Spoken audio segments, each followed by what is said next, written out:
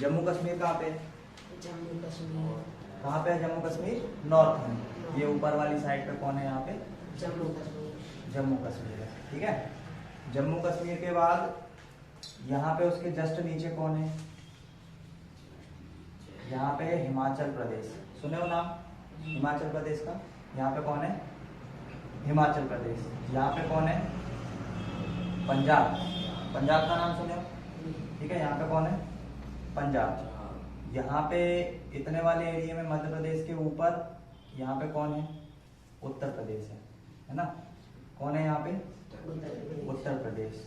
उत्तर प्रदेश के ऊपर यहाँ पे कौन है? हरियाणा है ना? कौन है यहाँ पे? हरियाणा। हरियाणा के यहाँ साइड पे यहाँ पे देखोगे तो यहाँ पे कौन मिलेगा? उत्तराखंड। उत्तराखंड जिसकी कैपिटल क्या है? देहरादून। वो कहाँ पे है? बिल्कुल ये वाली साइड पे, ठीक है। अब देखो गिनते चलना, ठीक है। और जम्मू कश्मीर और लद्दाख दोनों कहाँ पे हैं? यहाँ ऊपर की साइड पे। उसके बाद सिक्किम, ये जो ऊपर ये चोंच निकली हुई है ये क्या है? सिक्किम है। उसके बाद यहाँ पे कौन है? एक तो यहाँ पे आंध्र प्रदेश है और यहाँ पे एक क्या है? अरुणाचल प्रदेश, ठीक है। अरुणाचल प्रदेश यहाँ पे है। यहाँ पे क्या है? असम, ठीक है। असम के बाद यहाँ पे क्या है? मेघालय, ठीक है। मेघालय के बाद यहाँ पे क्या है? नागालैंड, ठीक है। नागालैंड के बाद यहाँ पे क्या है? मणिपुर, ठीक है। मणिपुर के बाद यहाँ पे क्या है? मिजोरम। और मिजोरम के बाद यहाँ पे क्या है? एक त्रिपुरा, ठीक है। देखते चलो, एक बार और करो काम, है ना। एक बार क्या करो, ये क्या है? केरला है, ये तमिलनाडु है, ये गोवा है, ये कर्नाटक है, ये महाराष्ट्र है, ये गुजरात है, ये राजस्थान है, ये अपना मध्य प्रदेश है, ये तेलंगाना, ये आंध्र प्रदेश है ना, ये छत्तीसगढ़, ये वाला ओडिशा, ये झारखंड, ये वाला ऊपर उत्तर प्रदेश है ना, और ये पश्चिम बंगाल है ना, कोलकाता वाला, और ये बिहार है ना। बिहार उत्तर प्रदेश लगे हुए हैं बॉर्डर से, तो ये उत्तर प्रदेश और ये बिहार, ये सिक्किम। सिक्किम है ना, कहाँ पे है? ईस्ट साइड पे। आ जाओ इधर, ये वाला पंजाब है ना, पंजाब। पंजाब के बाद ये यहीं पे छोटा सा गोला है, वो कौन है? चंडीगढ़ है ना। इसकी दोनों की, हरियाणा की और पंजाब की क्या है? राजधानी, कैपिटल। ये कौन है? हरियाणा है ना। हरियाणा के ऊपर कौन है? शिमला। शिमला देखे हो? शिमला कहाँ पे है? वो यहीं पे है। कहाँ पे? हिमाचल प्रदेश, ठीक है। हिमाचल प्रदेश। और ये वाला क्या है? बद्रीनाथ केदारनाथ है उत्तराखंड, ठीक है। और वैष्णो देवी कहाँ पे? जम्मू कश्मीर। जम्मू कश्मीर और लद्दाख दोनों वहीं पे, ठीक है। यहाँ पे क्या है? बंगाल की खाड़ी तो है, ये बंगाल की खाड़ी। बंगाल की खाड़ी में कौन है? और अंडमान और निकोबार द्वीप समूह है ना। बंगाल की खाड़ी में है कौन? अंडमान एंड निकोबार द्वीप समूह। और यहाँ पे एक केरला के जस्ट सामने है, यहाँ पे क्या?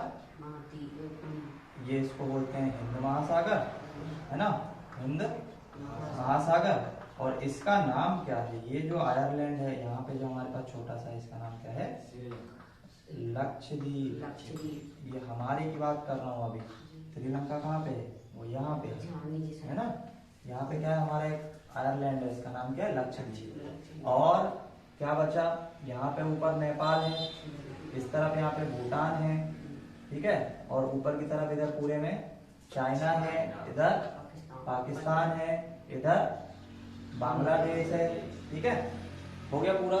मैप में तुमको ये पता होना चाहिए कि कौन सी सिटी कहाँ पे, कौन सी स्टेट कहाँ पे है, ठीक है। मेजर सिटी तुम्हें बता दिया, जैसे बेंगलुरु जो है वो कर्नाटक में है, चेन्नई जो है वो तमिलनाडु में है, तिरुवनंतपुरम ये केरला के अंदर है, मुंबई कहाँ है? महाराष्ट्र के अंदर है, जयपुर कहाँ है? राजस्थान में है। शिमला कहाँ पे है? हिमाचल प्रदेश में। भोपाल और इंदौर कहाँ है? मध्य प्रदेश में। लखनऊ कहाँ है? लखनऊ, कानपुर, वाराणसी, ये सब कहाँ है? उत्तर प्रदेश के अंदर। पटना कहाँ है? बिहार में है। कोलकाता कहाँ पे है? पश्चिम बंगाल में है ना? ठीक। अब आज अपना जो इस क्लास में अपने को जो याद रखना है वो अपन ये मध्य प्रदेश को उठाएंगे। ठीक है, मध्य प्रदेश के नेशनल पार्क, मध्य प्रदेश के राष्ट्रीय उद्यान। ठीक है, राष्ट्रीय उद्यान के अंदर कौन मिलता है? राष्ट्रीय उद्यान के अंदर हम किसको रखते हैं? जीव जंतुओं को रखते हैं, है ना। राष्ट्रीय उद्यान एक ऐसी जगह होती है जहां पर जीव जंतुओं को संरक्षित करके रखा जाता है। ठीक है, तो हमारे मध्य प्रदेश के अंदर राष्ट्रीय उद्यान जो है कौन कौन से हैं? तो पहला है पन्ना, ठीक है, पेंच, ठीक, बांधवगढ़,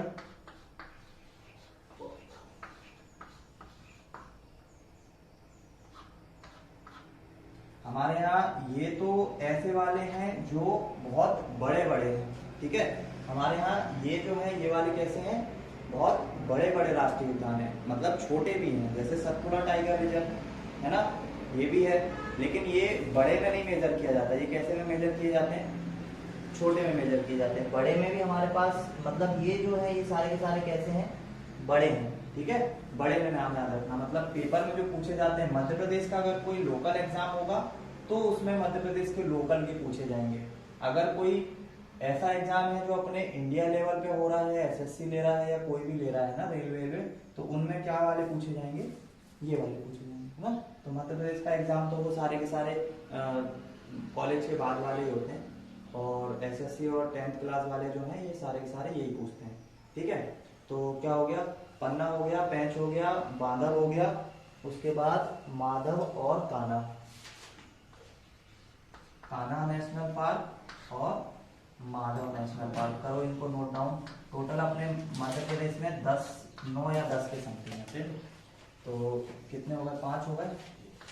उसके बाद छठवा एक हेडिंग कर लेना, और ये तो पता चल गया ना मध्य प्रदेश कहाँ पे है ना, ये पता चल गया मध्य प्रदेश कहाँ पे, मध्य प्रदेश पता है कहाँ पे है। तो उसके बाद नेशनल पार्क ये पता होना चाहिए कि ये नेशनल पार्क है कहाँ का। ठीक है,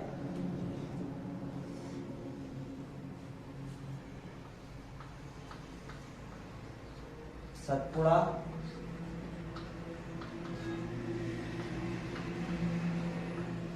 संजय, ये हिंद महासागर को थोड़ा सा मिटा देना, हिंद महासागर को मिटा दो।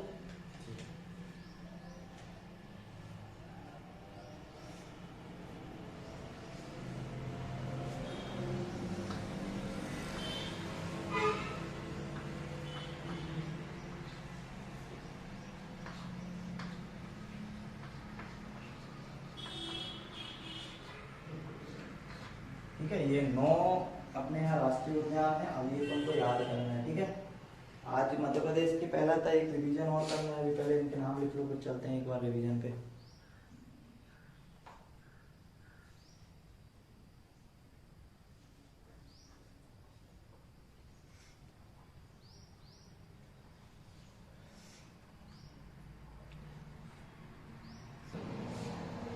हो गया सबका? चलो, ये तो हो गए मध्य प्रदेश के क्या नेशनल पार्क, है ना, मध्य प्रदेश के राष्ट्रीय उद्यान। कौन कौन से हैं? बांधव, पेंच, ऊपर क्या था? पन्ना, पन्ना, पेंच, बांधवगढ़, कान्हा, माधव, सतपुड़ा, संजय, वन विहार और फॉसिल। ठीक है, ये 9 नेशनल पार्क है हमारे यहाँ मध्य प्रदेश में। मध्य प्रदेश की राजधानी क्या है? भोपाल। गठन कब हुआ है? 1 नवंबर 1956, है ना। उसके बाद राजकीय पशु क्या है? राजकीय पशु 12 सिंगा। राजकीय पक्षी फ्लाई कास्टर। राजकीय पुष्प पलाश, है ना। मध्य प्रदेश के अंदर और राज्यपाल कौन है? राज्यपाल मंगूभाई सी पटेल। पटेल। सीएम कौन है? शिवराज सिंह चौहान। उसके बाद हाई कोर्ट के जज कौन है? एन.वी. रमन्ना तो सुप्रीम कोर्ट के हैं। अपने हाई कोर्ट पहला बात तो है कहाँ पे? अरे जयपुर अपना मध्य प्रदेश में है क्या? हाई कोर्ट कहाँ पे अपना? अरे वहाँ सुप्रीम कोर्ट है। हाई कोर्ट कहाँ है? जबलपुर में। और कौन है उसके है वो जज कौन है? रवि मालिमत, है ना। और उसके बाद भारत का राष्ट्रपति कौन है? भारत का राष्ट्रपति कौन है? रामनाथ कोविंद। और रक्षा मंत्री कौन है? राजनाथ सिंह। पीएम कौन है? प्रधानमंत्री। प्रधानमंत्री कौन है? श्री नरेंद्र मोदी। ठीक है, चलो आज अपना जो चैप्टर है अध्याय नंबर 2 किसके ऊपर है? बहुपद के ऊपर। ठीक है, बहुपद हम लोगों को स्टार्ट करना है। और बहुपद का मतलब होता है कि किसी भी समीकरण के पास जब एक से ज्यादा पद होंगे तो इसका मतलब है वो क्या हो जाएगा? बहुपद हो जाएगा, है ना। अब जो बहुपद होते हैं ये बहुपद कितने प्रकार के होते हैं? तो पहला होता है रैखिक बहुपद। ठीक है, रैखिक बहुपद। दूसरा होता है द्विपद बहुपद। ठीक है, और तीसरा होता है त्रिपद बहुपद। और लास्ट में जब घात आ जाती है 4 की तो वो हो जाता है चतुर्थ बहुपद, या नॉर्मली उसको बहुपद भी बोल सकते हो क्योंकि अब वो उसमें क्या है 3 से ज्यादा घातें आ गई। ठीक है, चतुर्थ बहुपद बोलते हैं उसको। रैखिक बहुपद किस प्रकार के होते हैं? ये होते हैं नॉर्मली mx प्लस c प्रकार के। mx प्लस c से मतलब कि इसमें जो है x जो है यहाँ पे ये x कौन है? ये x एक चर है। ठीक है, और इसकी जो घात है वो कितनी मिलने वाली है? 1 मिलने वाली है। ठीक है, इस x की घात कितनी है? अभी 1 है, इसलिए ये कैसा बहुपद है? एक रैखिक बहुपद है। ठीक है, हम किसी भी बहुपद का, किसी भी समीकरण का नामकरण तब करेंगे जब हमें उसके जो चर है उसकी घात मिल जाएगी। ठीक है, अगर हमें किसी चर दिए गए समीकरण के चर की घात अगर हमें एक पूर्णांक मिलती है, कैसी मिलनी चाहिए? पूर्णांक मिलनी चाहिए, है ना। अगर किसी चर की घात हमें एक पूर्णांक मिल जाए, एक क्या मिल जाए? पूर्णांक मिल जाए, वही हमारा चर का नाम डिसाइड करेगा। ठीक है, जैसे कि रैखिक बहुपद है तो इसका जो समीकरण है वो कैसा आएगा? mx प्लस c प्रकार का, मतलब ax प्लस b। ठीक है, द्विपद जो बहुपद होता है ये होता है ax square plus bx plus c। त्रिपद जो होता है ये होता है ax cube plus bx square plus cx plus d। और जो चतुर्थ वाला है ये होगा ax की पावर 4 bx का cube cx square plus dx plus e। ठीक है, ऐसे ही आगे चलते चलेंगे। तो देखो द्विपद का मतलब क्या है? 2 घात रखने वाला। इसमें जो x चर है उसमें x की सबसे बड़ी घात कौन सी है? 2, इसलिए इसका नाम क्या पड़ा? द्विपद बहुपद। ठीक है, इसमें x की घात कितनी थी? 1, है ना। 1 की घात किसी भी नंबर के ऊपर दिखाई नहीं देती लेकिन होती है ना। तो उसका मतलब है कि ये जो x है इसको हम लोग क्या बोलेंगे? एक रैखिक बहुपद बोलेंगे। ये द्विपद बहुपद क्यों बोल रहे हैं? क्योंकि इसकी x जो चर है उसकी मैक्सिमम घात, मैक्सिमम मतलब अधिकतम घात, कितनी है? 2 है, इसलिए इसका नाम क्या है? द्विपद। इस वाले समीकरण में चर तो यहाँ भी है, यहाँ भी है, यहाँ भी है, लेकिन सबसे ज्यादा घात किसके पास है? इसके पास। और वो कितने की है? 3 की, इसलिए इसका नाम क्या होगा? त्रिपद बहुपद। और इसमें एक चर है, देखो चर यहाँ भी है, यहाँ भी है, यहाँ भी है, लेकिन इन चरों में भी सबसे ज्यादा घात किसकी है? 4 की, इसलिए इसका नाम क्या होगा? बहुपद या चतुर्थ बहुपद। ठीक है, तो किसी भी समीकरण का नाम काहे पे? जोर से बोलना, जोर से बोल। क्या? 3 की घात? अच्छा, द्विघात। द्विपद बहुपद को द्विघात बहुपद भी बोल दोगे, क्योंकि कितने की घात है? उस पे 2 की घात है। नाम से फर्क नहीं पड़ता। द्विघात नीचे पीछे आगे की तरफ क्या लिखा मिलेगा? दादावात का मिलेगा, और दादावात का नाम जो है द्वितीय से स्टार्ट होता है। ठीक है, आपको दा से कुछ भी मिल जाए। अगर 2 की घात है तो क्या होगा? द्विपद होगा। 3 की घात है तो त्रिपद होगा, और 4 की घात है तो चतुर्पद होगा, और 1 की घात है तो रैखिक होगा। ठीक है, अब जैसे मेरे पास यहाँ पे लिखा हुआ है ये x + 1, ये एक कैसा समीकरण है? रैखिक समीकरण है। x² + 2x + 3, ये कैसा है? द्विघात बहुपद है ना। फिर मैंने लिख दिया x³ + x² + 1, ये कैसा है? त्रिघात बहुपद है ना। और मैंने लिख दिया √x + 1 + x+, ऐसे ही लिख दिया x + 1, ये कैसा है? ये बहुपद नहीं है। क्यों नहीं है? क्योंकि यहाँ जो x जो चर है, इसकी घात एक पूर्णांक नहीं है। x की घात कितनी है यहाँ पे? यहाँ पे x की घात 1/2 है ना। √ का मतलब होता है x की घात 1/2, और 1/2 की घात है, इसका मतलब ये एक पूर्णांक नहीं है ना। पूर्णांक का मतलब क्या है? 3, 2, 1, 2, 3, 4, 5, लेकिन 1/2 पूर्णांक है क्या? नहीं है ना। ये एक परिमेय संख्या है, और परिमेय संख्या है, इसलिए ये बहुपद नहीं होगा, है ना। ये किसी भी प्रकार का बहुपद नहीं होगा इनमें से। ठीक है, तो समझ में आ गया बहुपद मतलब क्या? एक ऐसा समीकरण जिसमें एक चर होगा, और उस चर के पास कोई ना कोई अधिकतम क्या होगी? घात होगी। ठीक है, क्या कहलाएगा? बहुपद कहलाएगा। और वो बहुपद कितने प्रकार के होते हैं? तो प्रकार तो बहुत सारे हो सकते हैं। हमें जो मैक्सिमम पढ़ने को मिलने वाले हैं वो ये मिलेंगे और ये मिलेंगे, और मैक्सिमम अगर ज्यादा से ज्यादा जाएगा तो कहां तक चला जाएगा?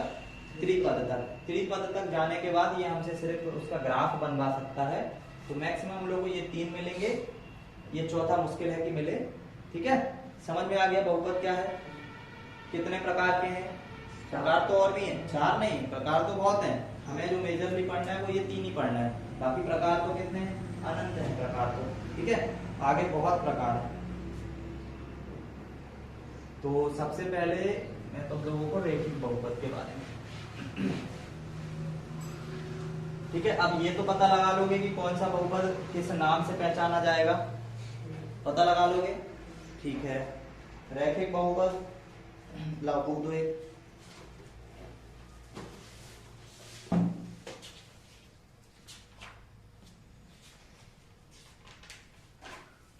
ठीक है, रैखिक बहुपद, अब देखो कुछ मैं एग्जाम्पल रख रहा हूं। रैखिक बहुपद पहले तो तुम ये लिख लेना, और रैखिक बहुपद बोलेंगे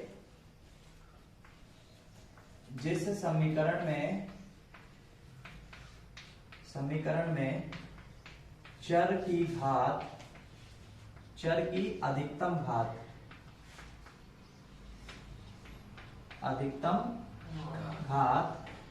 1 हो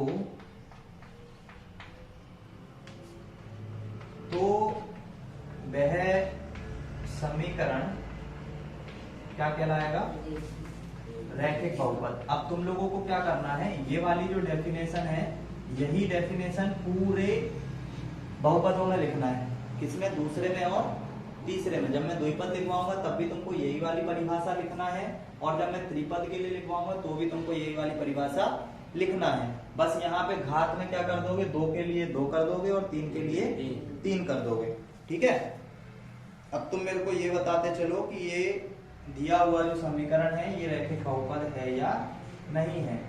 4x+2 कैसा है ये, कैसा है ये, रैखिक बहुपद है। 1/x-2 ये क्या है, रैखिक बहुपद है या नहीं है, नहीं है। ये रैखिक बहुपद इसलिए नहीं है क्योंकि ये कहाँ चला गया है, बटे में, और बटे में जाने के बाद x की जो घात है अब ये हम लोग अभी डिसाइड नहीं कर सकते, इसलिए ये बहुपद नहीं होगा, है ना। अभी तो रैखिक बहुपद ये नहीं होगा, ये वाला होगा। ठीक है, तो ये बहुपद ऐसा लिख लेना, नीचे नहीं है। ठीक, उसके बाद अगर मैं इसमें पावर लगा दूं x² + 2x + 3 तो क्या ये रैखिक बहुपद है, क्या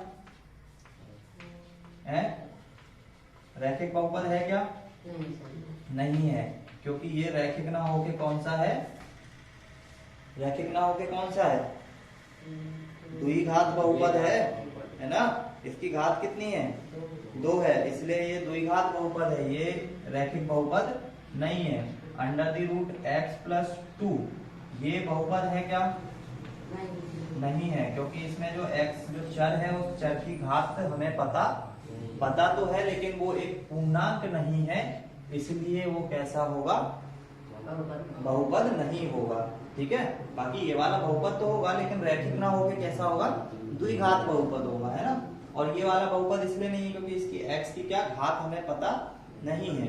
ठीक है, x की घात अभी तो पता है, नीचे जब तक ये अपॉन में है तब तक तो पता है 1 है, लेकिन जब ये ऊपर जाएगा तो क्या होगी, है ना, हो सकता है -1 हो जाए, -2 हो जाए, है ना, कुछ भी है, तो इसलिए ये भी बहुपद नहीं होगा।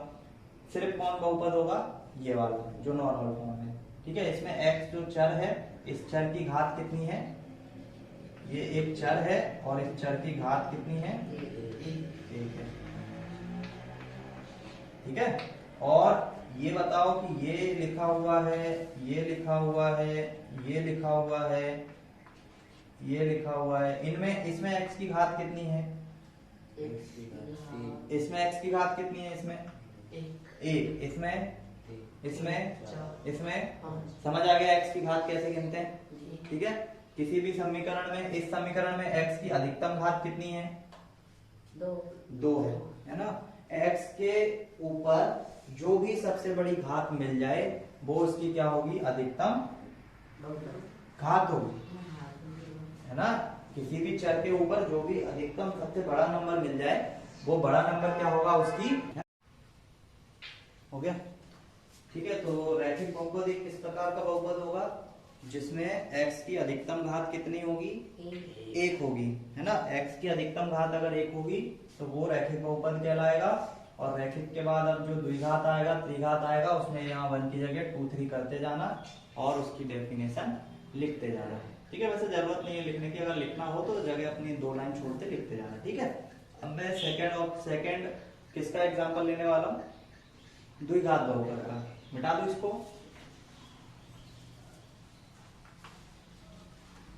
ठीक है, तो सेकंड नंबर पर कौन आएगा हमारे पास, द्विघात बहुपद।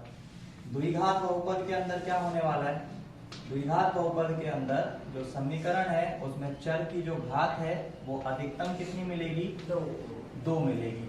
ठीक है, तो वो हमारा जो समीकरण है वो कैसा हो जाएगा, एक द्विघात समीकरण हो जाएगा। ठीक है, अब इसके अंदर एग्जाम्पल देखना चाहोगे तो अगर इसको मैं बटे में लिख दूं, है ना, ये तो ठीक है कि ये सारे के सारा जो है एग्जाम्पल जो हो जाएगा, ये एग्जाम्पल हो जाएगा किसका, द्विघात बहुपद का। अब मैं अगर इसको लिख दूं 1/x² + 2x + 3 तो क्या ये रैखिक, क्या ये द्विघात बहुपद होगा, क्या नहीं होगा, है ना, ये द्विघात बहुपद नहीं होगा, क्योंकि जब भी बटे में आ जाएगा तो उसको फिर हम द्विघात बहुपद नहीं बोलेंगे। ठीक, तो ये बहुपद नहीं होगा और ये वाला होगा कैसा, द्विघात बहुपद। ठीक है, कर लो इसको नोट डाउन। और द्विघात के बाद लास्ट आ जाएगा त्रिघात, और फिर उसके बाद मैं तुमको बताऊंगा इनके ग्राफ बनाना।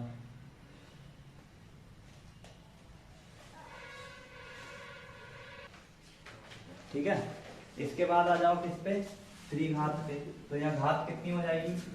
3 हो जाएगी। और इन समीकरण में जो बहुपद है वो कैसा मिलेगा? x³ माइनस 3 माइनस x³ कैसा भी हो सकता है, बस x की अधिकतम घात कितनी मिलनी चाहिए वहां पे?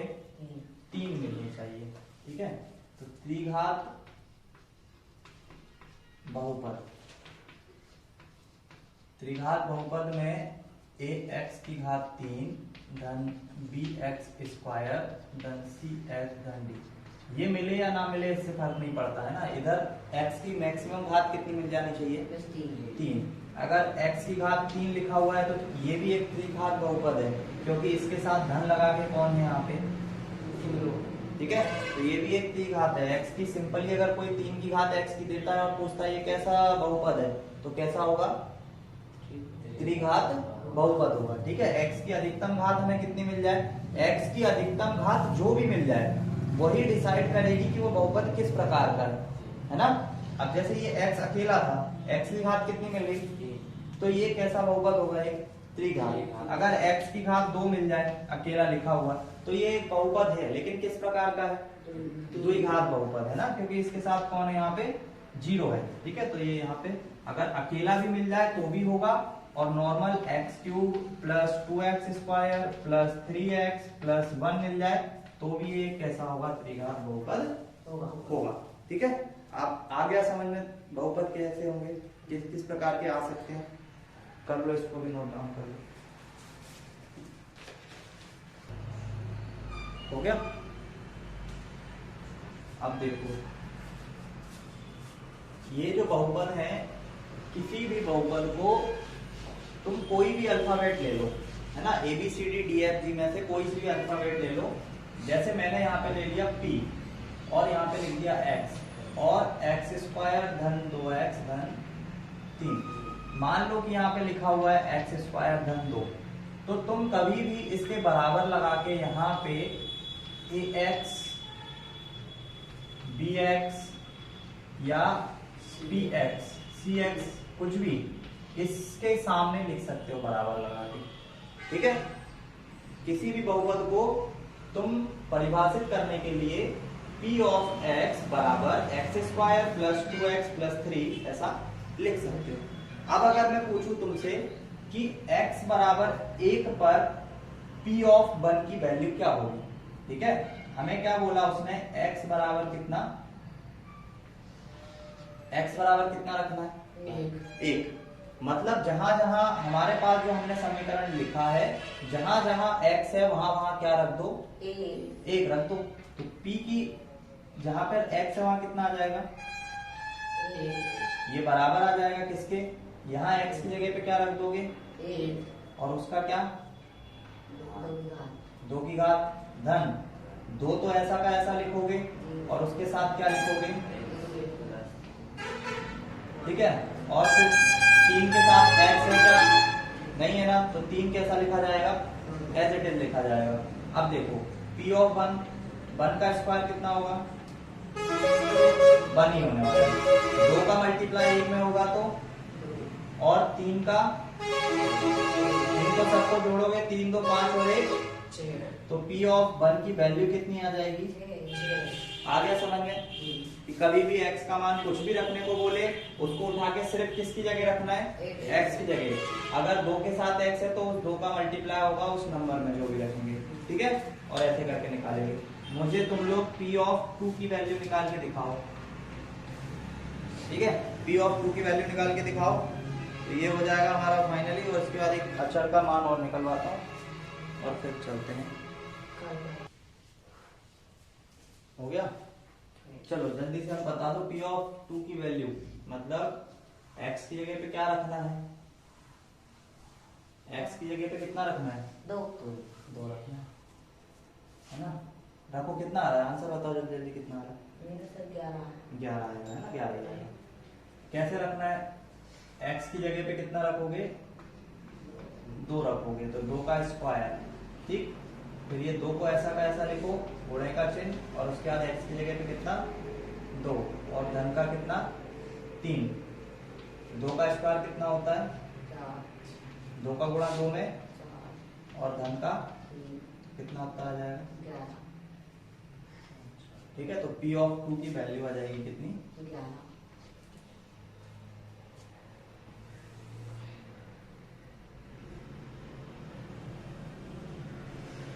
ठीक है।